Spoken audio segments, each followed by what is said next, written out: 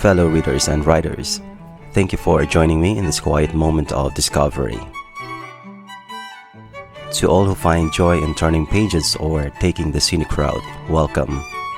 I am Ivana Del Fiero from Petals and Pages by Angelo, and once again, I invite you to join me both on the road and through the pages of another great book.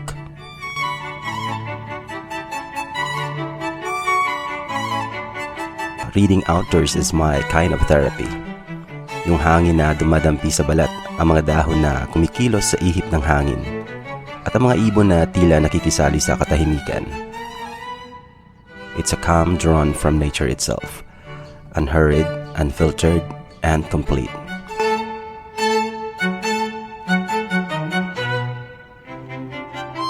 There's just something about the sun gently lighting up the pages.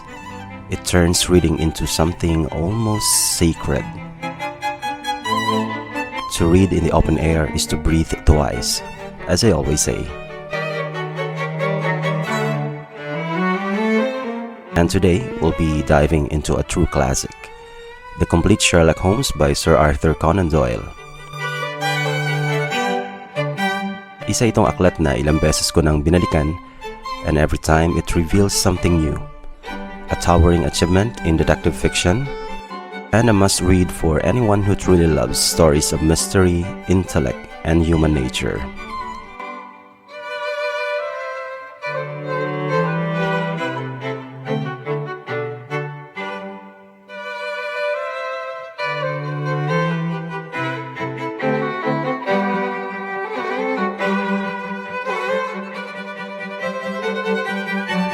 Sherlock Holmes is without question the blueprint of modern detective fiction. Siyang prototype, the consulting detective who sees what others don't, hears what others miss, and connects dots that seem invisible to the rest of us. Ang galing ng utak niya, precise and cutting like a scalpel, but also elegant, like a violin solo. His style of deduction is grounded in logic, yes, but there's a kind of performance in how he unravels each case. But beyond the brilliance, it's really his partnership with Dr. John Watson that makes the stories shine. It may be that you are not yourself luminous, but you are a conductor of light. Holmes once told Watson. It illustrates the unique balance between observation and empathy that defines their connection. Watson is our guide, our narrator. Siya ang tagapagsalaysay, and through his eyes, we see both the mystery and the man behind the mind. And of course, let's not forget Arthur Conan Doyle. Hindi lang siya basta nagsulat ng kwento. He gave birth to an entire genre. Kaya naman hanggang ngayon, the silhouette of Holmes, pipe in mouth, deerstalker hat on his head, remains an icon of sharp thinking and timeless intrigue.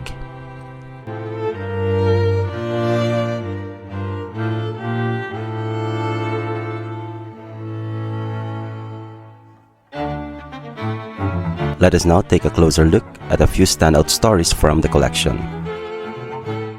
Kung first time mong babasahin si Holmes, these are great entry points. First is The Hound of the Baskervilles.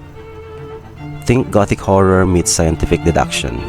May fog, may ancient family curse, at syempre, isang higanting aso na parang galing sa impyerno. Holmes enters the scene and pulls the curtain back on superstition, revealing something far more human and far more dangerous.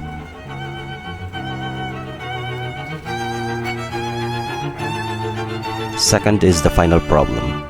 Ito ang pinaka-momentous na laban ni Holmes. The great detective finally faces off with his equal, Professor Moriarty, the Napoleon of crime.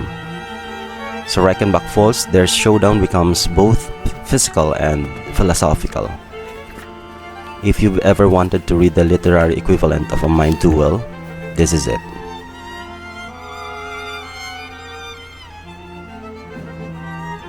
Third is The Red-Headed League, a mystery with humor, deception, and one very confused red-haired man.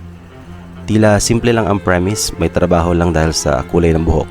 pero may krimeng nakatago sa ilalim ng lahat. Holmes solves it with style. The more bizarre a thing is, the less mysterious it proves to be.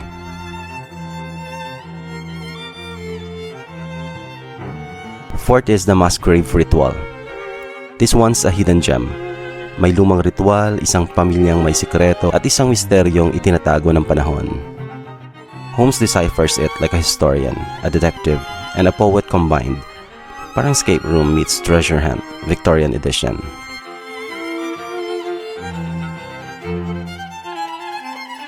Last is the Valley of Fear. 2 timelines, 1 murder, and a transatlantic secret society.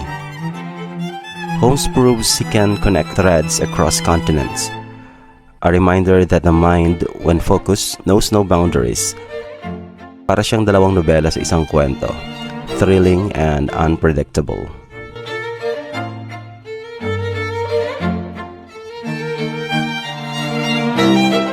So why read this book? Because to read the Complete Sherlock Holmes is to climb a literary mountain.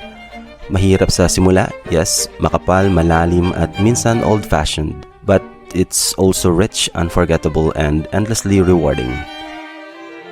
It sharpens the mind, trains your attention to detail, teaches you to pause and consider, what am I not seeing?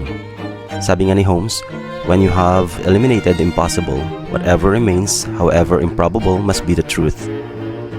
Kaya kung natapos mo ito, para kang nakaakyat ng Sierra Madre. May pagod pero may kakaibang saya, and you will emerge from it a better, more curious reader.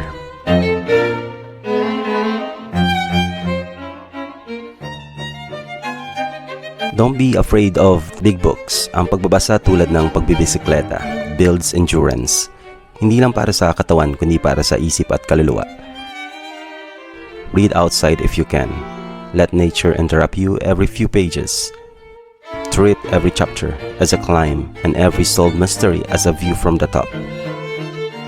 Kung hindi mo alam kung saan ka magsisimula, just start. Page 1, then page 2, and before you know it, you'll be walking beside Holmes down Baker Street, hearing the violin and watching the fog lift as the truth comes into focus.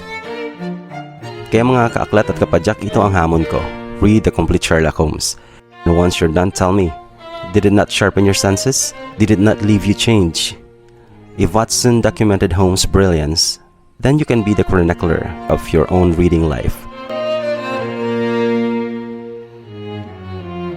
Hanggang sa susunod nating ride, on 2 wheels or on 200 pages. Ride safe, read bravely, and stay curious.